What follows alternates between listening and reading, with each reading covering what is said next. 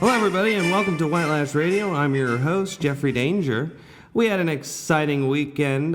This weekend, I went with my brother and his girlfriend. It was Alex Danger and MK Ultra, and it was the myself and the producer. We went to the inauguration.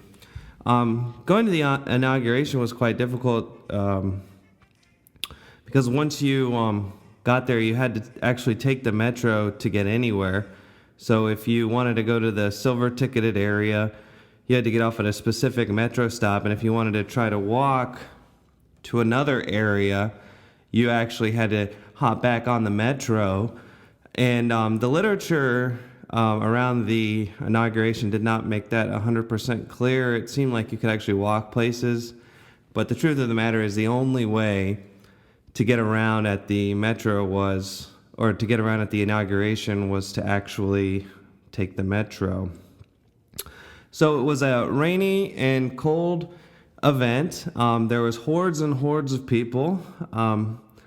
Even though the mainstream media has decided to show that it looked like there was not a lot of people. I don't know if they had pictures from the morning or what have you. There was space in some of the ticketed areas, but you have to keep in mind that this year we did need tickets, and that the inauguration was in fact in D.C., which was a huge Obama stronghold, and it was not a Trump stronghold. In fact, Trump ran on draining the swamp in Washington, D.C., and we were in fact in the swamp.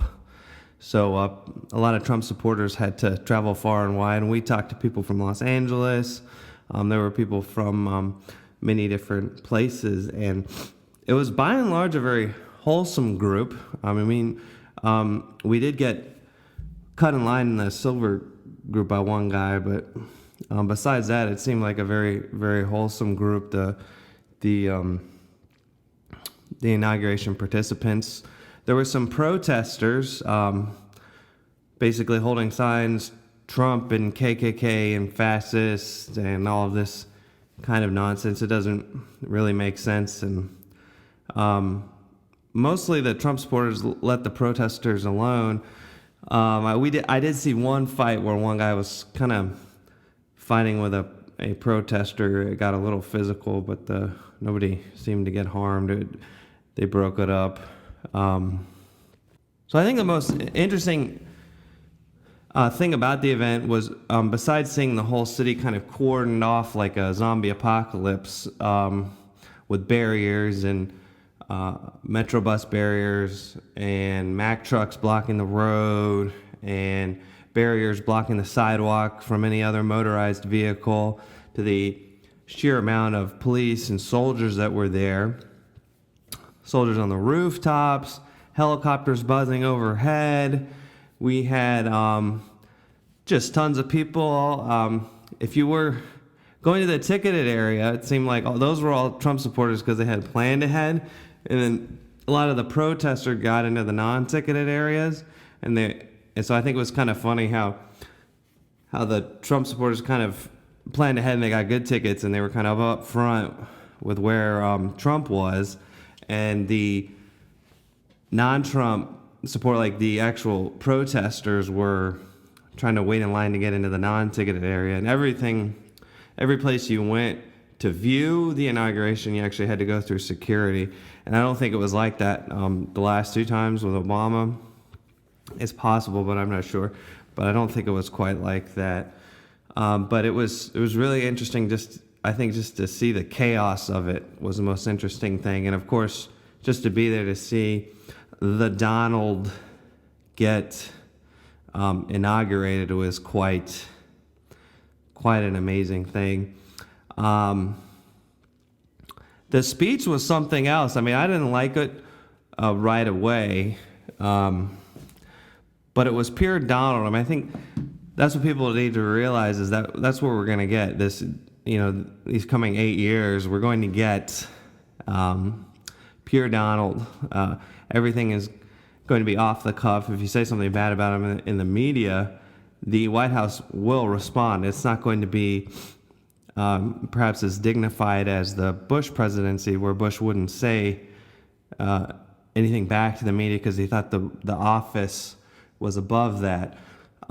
In Trump's mind, I think everything is Trump. Whatever he occupies, it is Trump. So it's the Trump presidency versus with Bush, it was the presidency first and then it was Bush second. This is the Trump first, the presidency second. So you're going to get, with everything, you're going to get Trump's spin on everything. And it's going to be a quite amusing 8 years. The liberal anarchists, the protesters, left of center, all of them are going to be kind of butthurt because it's going to be a difficult 8 years for them. And we all pray that he's going to be successful. And speaking of prayer, I found it interesting how much prayer there was now that in the inauguration. He had I think he had 5 different pastors saying prayers. I think it's pretty funny for a guy who doesn't seem to be that religious. Now, I think the speech was one of a kind, and it did quite sound like a Trump rally. Now, there were some boos of Hillary, that's true. Now, there were claims that a lot of people yelled, "Lock her up." I think a few people did, but it was a huge minority of the audience, and even the boos weren't that prominent. I think it was more like lighthearted booing. But yeah, of course, you have to give Hillary credit for showing up and kind of giving legitimacy to the transfer of power to Donald Trump. It's tradition, obviously, but of course, I think it's important that she was there. It was important that Obama was there. Obama was very gracious. He had the good sense not to cover himself in plastic like Bush did. Bush covered himself in a big plastic poncho. A lot of those people there, they covered themselves in plastic. I mean, I was with 50,000 Trump supporters or 100,000 Trump supporters in the Silver area, and most of us did not have plastic bags on. A couple of us did, but if you had, they could have just brought a sensible clothing like a raincoat or something, and they wouldn't need to be on TV 300 million times in a plastic bag. Now, a huge theme of the speech was giving power back to the people, and I think that was my favorite part of the speech, and it was also, I think, the part of the speech that engendered the most applause. So Donald Trump talked about taking power away from people behind him in the dais, senators and congressmen, and giving it back to the people. I thought that was a nice gesture. Of course, it was self-aggrandizing a little bit because, of course, he's giving power back to the people through him by himself taking power. So, if he follows through on his campaign promises, which I think he will. I think he's going to build a wall. I think he's going to. He's certainly going to restructure. He is already restructuring the trade deals. He's withdrawing from the TPP, which was widely unpopular, kind of taking some of the low-hanging fruit. Newt Gingrich had an interesting thing to say about immigration on Fox News last night. I was watching he was saying that the Trump administration could place immigration and naturalization services in the prisons again. They had been taken out, but apparently when you're an illegal and you commit a felony and you're released, there's nobody there necessarily to take you back to your country. It goes through another legal process. So you've been convicted of a crime, you're let out, and then you go through a whole other legal process. Trump could say, okay, well, you've done your time, but you're still illegal, so we're sending you back. I think, and that was Gingrich's point, is that he could it would be an easy thing for him to do, just to put somebody in those jails or in those municipalities, authorities in there to actually take the convicts and just put them back into their native countries. So I have a short clip of the Donald talking about giving power back to the people. Just take a quick listen. Today's ceremony, however, has very special meaning, because today we are not merely transferring power from one administration to another or from one party to another, but we are transferring power from Washington, D.C., and giving it back to you, the people. And for me, this statement was the one that I was the most excited about, which was something that I don't think I had heard in a while. Donald basically turning his back figuratively and literally to the elite in the audience, most epitomized, of course, by Chuck Schumer and Chuck Schumer's speech, which I'll actually share with you because the contrast is so stark. I mean, Donald Trump is talking about giving power back to everybody, and Chuck Schumer, of course, I'll have you listen and then I'll speak about it. So let's just roll that real quick. We Americans have always been a forward-looking, problem-solving, optimistic, patriotic, and decent people. And the audience at this point is kind of thinking to themselves, oh, okay, they're a little bit on their toes a little bit, just they're guarded. Let's say they're guarded, and they're listening to Chuck Schumer, and they're thinking, okay, well, he's gonna take that route. He's gonna take the, he's gonna be amicable. He's just gonna talk about how good America is and how patriotic we are, and yeah, I can deal with this. But then he has to do this, ladies and gentlemen. Whatever our race, religion, sexual orientation, gender identity, whether we are immigrant or native-born.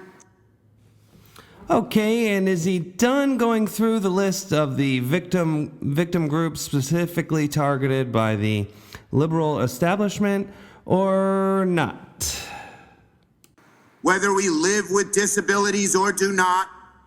And of course, 80% of the left thinks that the Donald was making fun of that reporter for being disabled.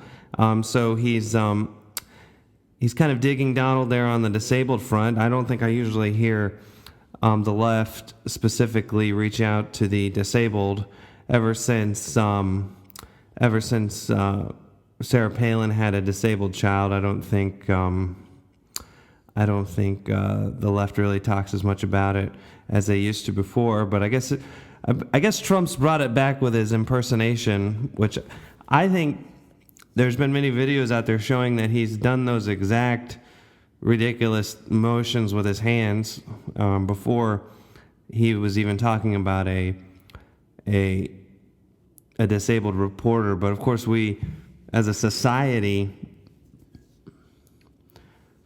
are so quick, especially the left, are so quick to glom on to anything politically incorrect or anything that might be offensive to an individual's gender identity, sexuality, gender, biological gender, which may or may not be different from gender identity,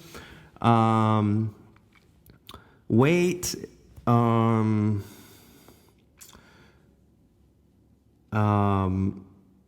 race, whether they're one of the three colors that I'll discuss later. And I think at this point I sort of felt like it was a little bit of an aggressive speech, kind of a militant speech. But if you've been following the Donald, which if you've listened to this program, you are following the Donald, you know that he is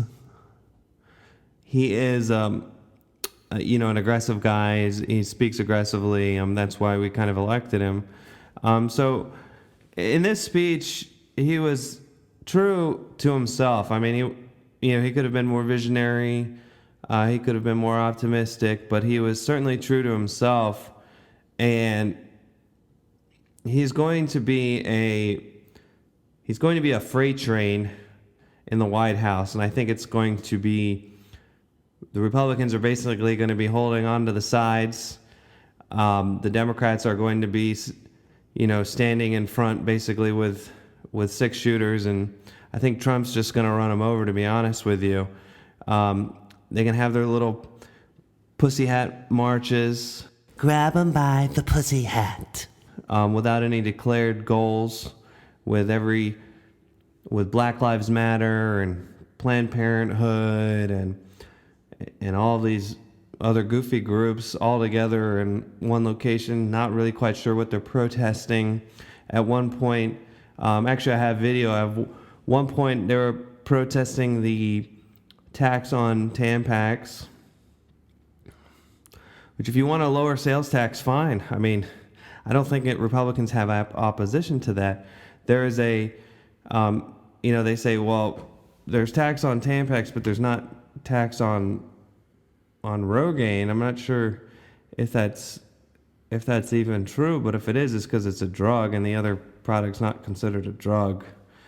And we don't really want to tax drugs either, and Rogaine's clearly a drug, just like the active ingredient is a drug, which is used for other applications,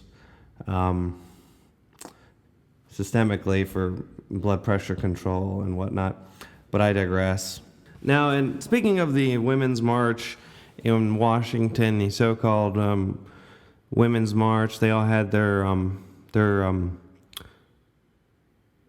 pussy hats on.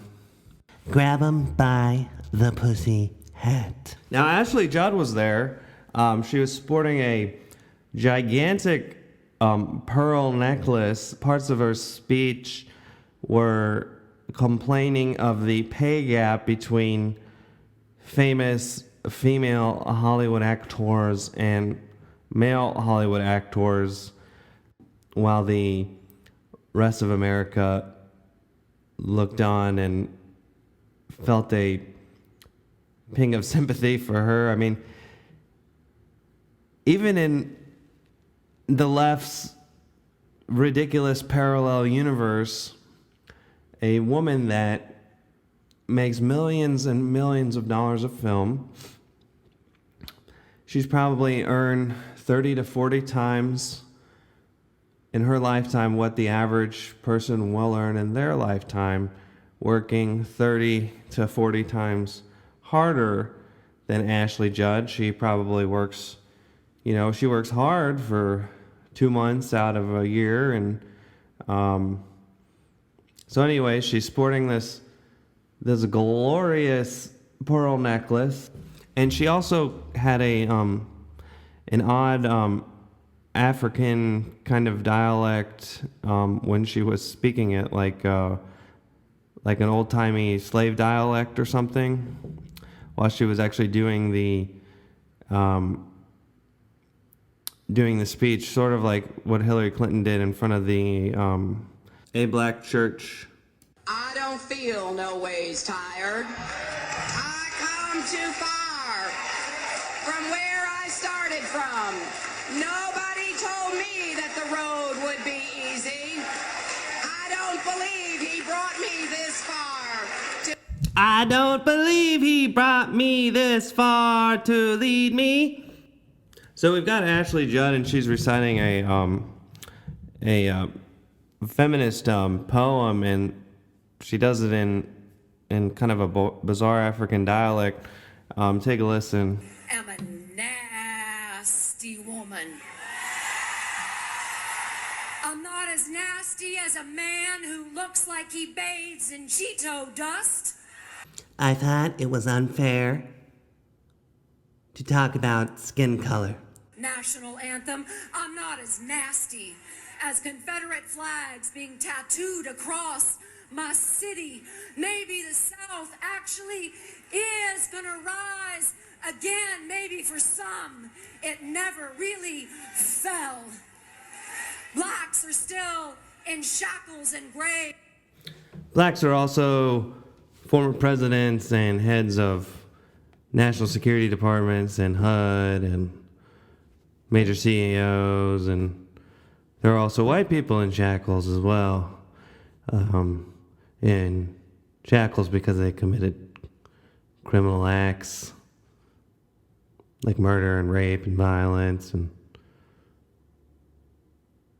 theft and destroying storefronts like Starbucks. And now when all of the Starbucks are smashed in, where is Ashley going to get her coffee? Just for being black, slavery has been reinterpreted as the prison system in front of people who see melanin as animal skin. I am not as nasty as a swastika painted on a pride flag. And I didn't know devils could be resurrected, but I feel Hitler in these streets. Well, White Lash Radio listeners, I think we know that swastika was probably painted by a Hillary Clinton supporter to make the Trump supporters look bad. Throughout my morning, I did not see any swastikas in any of the thousands of Trump supporters that I saw. The only swastika I saw was actually on a protester's flag. The Trump supporter does not identify with the swastika. The protester would like us to, and I think that was probably a protester who painted that on a pride flag, the same pride flag that Donald Trump felt happy to hold up in front of a Trump rally with everybody cheering. But I digress. Ashley? A mustache traded for a toupee. I swear, it's my real hair. I am not as nasty as racism, fraud, conflict of interest, homophobia, sexual assault, transphobia, white supremacy, misogyny, ignorance, white privilege. Well, she kind of got me a little angry with the white privilege there. I really resent that term, because there are other minority groups in the United States that actually have more privilege. They have more money and more success than white people. But we always get the... it seems like we're getting the shit end of the stick a little bit. Ashley... And she's a damn white Hollywood actress with $1 million invested in her mug, reconstructed to look 30 years younger. She's a shining example of white privilege. I am not as nasty as your own daughter being your favorite sex symbol. Like your wet dreams She is hot, I do have to say. infused with your own genes, but yeah, I'm a nasty woman. A loud, vulgar, proud woman. I'm not nasty. Like the combo of Trump and Pence being served up to me in my voting booth. White Lash Radio listeners, Ashley here is acting like the election happened to them, like there wasn't like an election that occurred to elect Donald J. Trump. There was just something that happened. It was forced upon them like a coup d'etat or something. I think the left is just squirmy and daft and acting pretty lame in the brain here when they're talking about all of these things that happen to them as if they're a victim. The urge to be a victim is so strong that even millionaire Hollywood actors that live on big hills and in huge mansions and have staff to do every little thing for them want to be victims. I don't want a part of it. I don't want to be a victim. I don't want to be part of one of their victim groups. I'm an American. That's the only label that I care to assign to myself. Ashley, take it away. I'm nasty like the battles my grandmothers fought to get me into that voting booth. I'm nasty.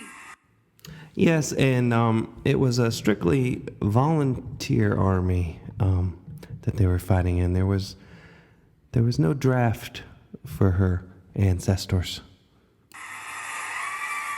Like the fight Not a physical fight, mind you. for wage equality. Scarlett Johansson, why were the female actors paid less than half of what the male actors earned last year? See? Even when we do go into higher paying jobs, our wages are still cut with blades sharpened by testosterone. These poor female actors making millions and millions of dollars, working very few hours throughout the year. I think we actually need a GoFundMe campaign just to help Ashley Judd and all the female actresses that are millionaires but underpaid millionaires. We need a GoFundMe campaign to help them pay for their brand new Lamborghinis and Porsches, and I don't know if they buy cool shit like that. I don't know, they might buy lame shit like bags and dresses they're gonna wear once. I mean, we need a GoFundMe campaign so we can give Ashley money so that she can in turn throw it into a spiraling toilet bowl. Like my blood stains on my bed sheets, we don't actually choose if and when to have our periods. Believe me, if we could, some of us would. We don't like throwing away our favorite pairs of underpants. Tell me, why are pads and Tampax? Now, I'm kind of confused here. Is Ashley blaming her periods on men? Still taxed. Ooh, that was a brand name. Why are tampons and pads still taxed when Viagra and Rogaine are not? Is your erection really more than protecting the sacred, messy part of my woman? And our pussies ain't for grabbing. I reserve the right to disagree with that statement. I think that Ashley's speech is pretty self-explanatory.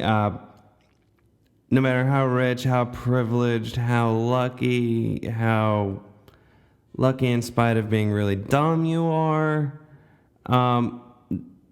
if you're a part of this liberal wannabe victim class, then it doesn't matter. As long as you support the right causes, you get to be a victim too. Merry Christmas. You get your little victim hat with your little ears on it, and you get to be a victim for a day. We don't know why we're victims. We're still trying to figure it out. Is it because we have a period? Is it because it's because when they cast the Hollywood movies, they have more male leads? Perhaps women also like male leads in movies. I don't know. Is it because we're super duper rich, but there are other people that are men that are super duper rich?